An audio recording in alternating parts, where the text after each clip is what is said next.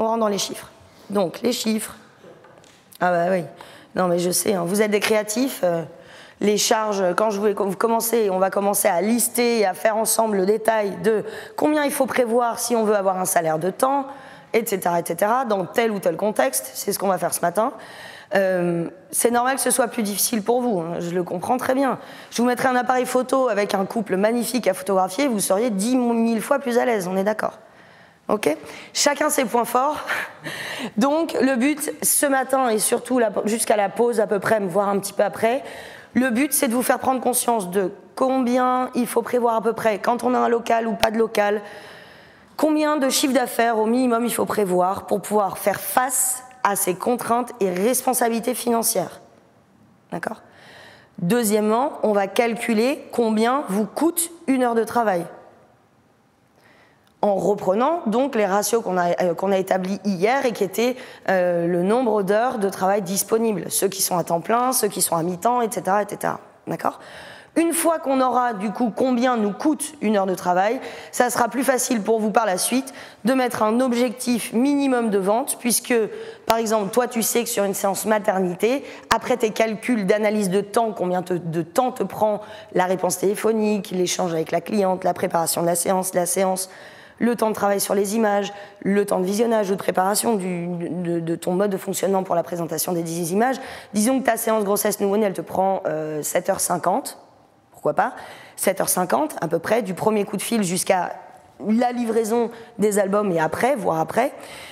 À ce moment-là, tu sauras que, avec tes charges fixes à toi, vu que tu auras passé 7h50 pour ce client-là ou ce type de client-là, il faut que tu ailles viser des ventes comprenant séance prise de vue plus du support, au minimum de temps pour être rentable. L'idée, quand on parle de chiffres, et l'idée, quand on parle de toute façon de charges, même si je sais que ça peut en faire rigoler certains, l'idée, quand on commence à mettre les chiffres bout à bout, c'est quoi? C'est de gagner en liberté. La maîtrise des chiffres vous rendra libre. Si vous savez exactement combien vous rentrez, combien vous avez besoin, si vous prévoyez de partir en vacances en décembre de l'année prochaine et que vous avez besoin pour ça d'un budget de 3 000 € pour une semaine, 3 000 € divisé par 45 semaines, ça vous fait à peu près 30 € par semaine. Donc vous savez qu'il faut que vous vendiez peut-être tant d'images en plus, que vous essayiez de proposer tant d'images en plus à vos clients. C'est une motivation supplémentaire quand on ne voit pas la somme comme un 3 000, mais peut-être juste un 30 € par semaine en plus. Ça va peut-être être 5 € par prestation que vous allez rajouter et vous aurez vos 30 € comme ça.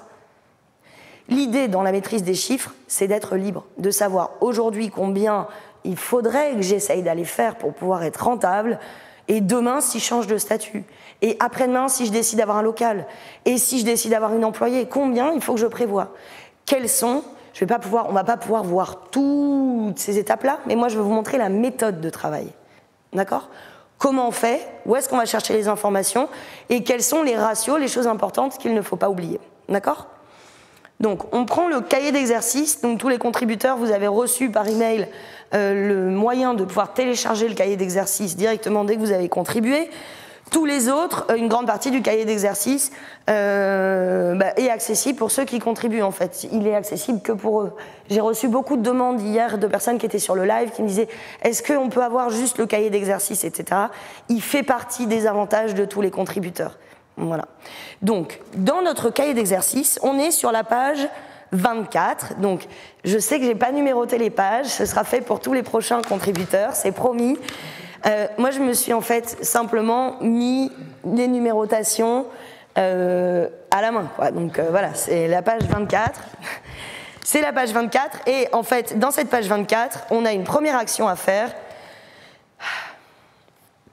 La première action à faire, c'est de lister les charges fixes, présentes et à venir. Donc, les charges fixes d'aujourd'hui, les charges fixes de votre projet 1, donc ça peut être fin d'année prochaine ou fin d'année d'après, c'est vous qui fixez vos étapes de travail. Revenez dans ce cas-là sur le chapitre 1, les objectifs et les priorités que vous êtes fixés au tout début de la formation hier matin. D'accord ? Donc, là, je vous dis, listez toutes les charges fixes. Maintenant, je vous demande de prendre le micro. Expliquez-moi ce que c'est qu'une charge fixe. Hello, tu parles pas. Vous êtes quatre cerveaux. Expliquez-moi ce que c'est qu'une charge fixe. C'est quoi une charge fixe ? C'est quoi des charges fixes? Une charge fixe, c'est une charge qui ne bouge pas. Attends, excuse-moi. Une charge qui ne bouge pas, qui ne sera pas impactée par quoi que ce soit, ni que ce soit le chiffre ou le... Donc, attends, je vais marquer ton... Donc, selon toi, une charge fixe... C'est une charge qui va tomber tous les mois, qu'importe ce qu'on fera. Enfin, en tout cas pour moi. Là, j'ai mon professeur de vente qui me regarde et qui me dit « Ouais, voilà, toi, t'as bien écouté. » On ne fait pas... Ouais, là, t'inquiète, je vais pas les laisser longtemps au tableau, ok. Donc, qu'est-ce que c'est, selon vous, des charges fixes, tous les quatre? Je sais que c'est difficile, puisque vous êtes venus ici en voulant être photographe, mais pas vouloir gagner d'argent. Donc, c'est hyper compliqué, là. Je vous demande un truc complexe, les loulous, mais... On est là pour gagner de l'argent. Voilà, charges fixes, ce sont exactement des charges qui se répètent chaque mois. Selon toi, c'est ça. Ok. Exactement. Selon toi, c'est ça aussi? Je redis la même chose, oui. Ok. Selon toi, c'est ça aussi? Pas forcément chaque mois. Par exemple, si on prend le RSI, c'est sur ce qu'on gagne, en fait. Ok. Ça dépend. Alors, le RSI peut être mensualisé ou trimestrialisé. Donc, c'est pas une... Enfin, la notion de charge fixe n'a rien à voir avec la mensualité. D'accord? On va tout de suite écrire quelle est la différence entre une charge fixe et une charge variable. C'est quoi la différence entre les deux? Ok. Alors, déjà, une petite précision. Je ne suis pas comptable, qu'on soit bien d'accord. Donc, il y a une grande partie des informations que vous pourrez encore approfondir avec des comptables, experts comptables autour de vous. Si vous êtes dans une idée de développement d'un projet d'entreprise avec peut-être un passage en SARL, URL, SAS, quel que soit le statut légal que vous voudriez choisir, je vous engage de toute façon à rencontrer au moins 3 cabinets d'experts comptables avant de choisir le vôtre. Pourquoi? Vous allez poser des questions précises. N'oubliez pas que c'est vous qui êtes le client, donc vous devez exprimer vos besoins. Et vous devez surtout vous assurer que la personne que vous avez en face de vous va vous faire comprendre son univers à lui aussi et va s'intéresser à ce que vous voulez développer. Vous comprenez ce que je veux dire? Un comptable doit être un partenaire. Un expert comptable doit être un partenaire. Ok?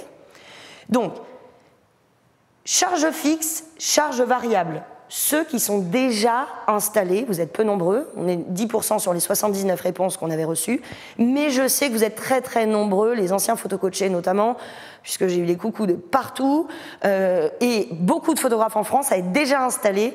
Vous allez retrouver ces éléments-là dans votre compte de résultats détaillés, dans vos bilans comptables. C'est cette partie qui nous intéresse particulièrement. Donc, la différence entre charge fixe et charge variable est très simple. Les charges fixes, c'est les charges que vous aurez à payer, que vous devez prévoir de payer, que vous réalisiez un travail pour vos clients ou pas. Dans les charges fixes représentent la plus grosse partie des charges d'une entreprise, quelle qu'elle soit, d'accord? Surtout en France. Charge fixe, c'est toutes les charges que vous aurez à payer, que vous réalisiez une prestation pour votre client ou pas. Les charges variables, c'est les charges que vous allez régler uniquement parce que vous avez réalisé une prestation pour le client. Donc là, j'ai expliqué le détail des deux, on rentre plus en profondeur. Charges variables, ce qu'on va retrouver dans les charges variables, c'est quoi? Vous êtes par exemple photographe de mariage, ou vous êtes photographe comme Angéline, ou Delphine Dos Santos, ou plein d'autres, vous êtes photographe qui mettez en valeur les femmes notamment. Vous faites appel à une maquilleuse, ou à une personne une conseillère en images, qui va justement s'occuper de toute la partie accompagnement de la cliente, etc. etc. C'est une charge qui va être variable, parce que vous allez devoir payer la maquilleuse, mais seulement parce que vous avez fait cette prestation. D'accord? On est d'accord? Donc, tout ce qui peut être maquilleur, mise en beauté, MUA, etc., c'est parce que vous réalisez cette prestation que vous avez cette charge. D'accord? Dans les charges variables, ça va être tous les achats que vous allez faire des supports que vous vendez. On en parlait hier. Par exemple, vous fonctionnez en numérique aujourd'hui, vous livrez sur DVD, clé USB, quel que soit le support, en fait, papier, album, écran d'image, tout ce que vous pourriez proposer pour vos clients, vous l'achetez à des fournisseurs ou à des prestataires extérieurs. Et c'est seulement parce que le client vous l'a commandé que vous avez ces charges-là. On est d'accord? Donc tout ce qui va être les achats de support.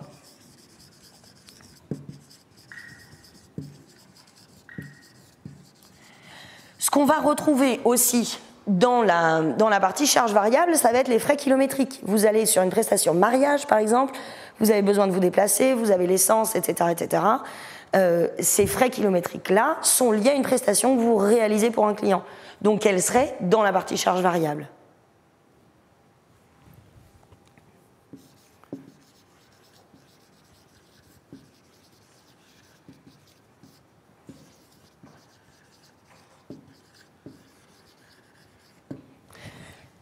Ok, donc principalement, c'est les choses que vous allez retrouver dans les charges variables, d'accord ? Dans les charges variables, je ne mets pas forcément, moi, le packaging. Tout ce qui est packaging, je l'impacte directement en communication dans mes charges fixes. On va le voir tout de suite, d'accord ? L'idée, c'est que les charges fixes, c'est les charges que vous aurez de toute façon, que vous devez prévoir ou que vous devez budgéter d'avoir. Ça peut être les achats de cartes de visite, communication, etc. On va rentrer dans le détail de toute façon. Mais là, on a fini la partie charge variable. Charge variable, c'est tous les frais qui sont relatifs à la réalisation d'une prestation pour vos clients. Nickel. Alors, charge fixe. Quelle est, selon vous, la première des charges fixes en France ? Micro. La location. Enfin, la location d'un studio ou ce genre de frais. Bon, tu réponds toujours pas. Ok. Selon toi, c'est la location, c'est ça la plus grosse charge fixe, c'est ça. Ok. Vous deux, ce serait la même réponse ? Attends, juste avec le micro, qu'on soit sûr de vous entendre. Oui, pour moi, c'est la plus grosse partie du budget des charges fixes. Donc, selon vous, local. La plus grosse partie, c'est le loyer. Ce serait ça. Pour moi, oui. Et ceux qui n'ont pas de local ? Électricité.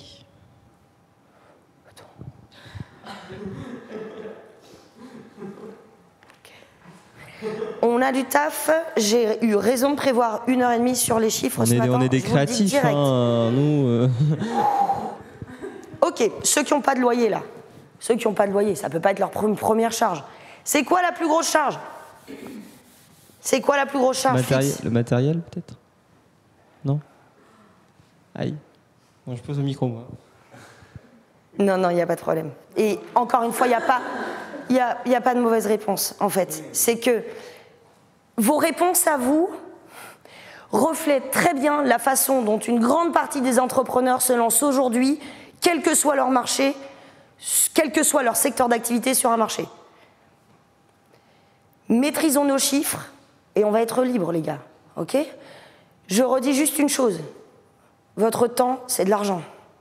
Tout travail mérite. Mérite quoi ? Mérite quoi ? Salaire. Ah ! C'est quoi la première des charges fixes en France ? Le salaire. Ah ! On y arrive. Ok, cool. La première des charges fixes, ce sera toujours votre salaire. Ce sera toujours la partie salariale.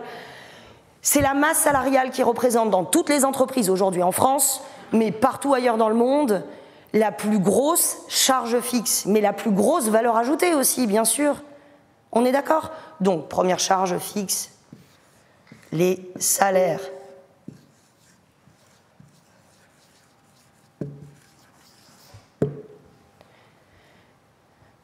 Ok, donc, ce que je vais faire, c'est que je vais effacer la partie charge variable. J'espère que vous avez bien pris vos notes derrière l'écran, etc. Parce que je veux vraiment rentrer dans le détail de comment on fait, qu'est-ce qu'on doit avoir dans les charges fixes, à quoi il faut penser dans les charges fixes.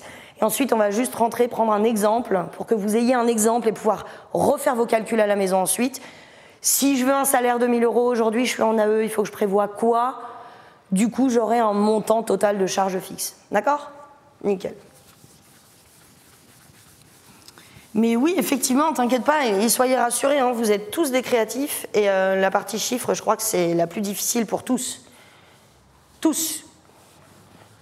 Tous, que vous soyez déjà un petit peu informés ou pas. Par contre, aujourd'hui, les personnes qui réussissent le mieux sont les personnes qui maîtrisent au centime près leurs chiffres, qui savent exactement combien il leur reste à faire avant la fin de l'année par rapport à leurs objectifs de vente et combien ils ont sorti déjà, où est-ce qu'ils en sont de leur trésor, etc. La maîtrise des chiffres vous rendra libre. Vous permettra de regarder un client droit dans les yeux et de lui dire « Écoutez, ma prestation, c'est ce tarif-là. En ayant calculé combien vous coûte une heure de travail, je vous avoue que vous ouvrez un petit peu les yeux sur est-ce qu'en plein milieu de montage, je vais aller prendre un pot avec les potes? Parce que à peut-être, je sais pas, ça dépend des uns des autres, mais à 75 ou 100 euros de l'heure, on va se poser la question. Est-ce qu'il ne vaut pas mieux, alors que je suis dans mes horaires de boulot, que je bosse? Et que du coup, ensuite, j'ai plus de temps, plus d'argent, plus d'autres choses à faire, d'autres projets à développer, plutôt que de me disperser en permanence, en fait. Enfin, si vous êtes débordé, c'est que vous n'avez pas de priorité, je pense que je l'ai bien dit ça hier, mais en termes d'organisation, le plus vous allez regrouper vos modes de fonctionnement, le plus vous allez gagner du temps. Le plus vous aurez, dès que ceux qui vont analyser là pendant un mois où passent leur temps, vous allez avoir des bons réveils, je vous le dis. Je l'ai fait aussi, sinon je ne vous donnerai pas ces conseils-là. OK ? Donc, les premières décharges fixes, c'est de toute façon le salaire, c'est sûr.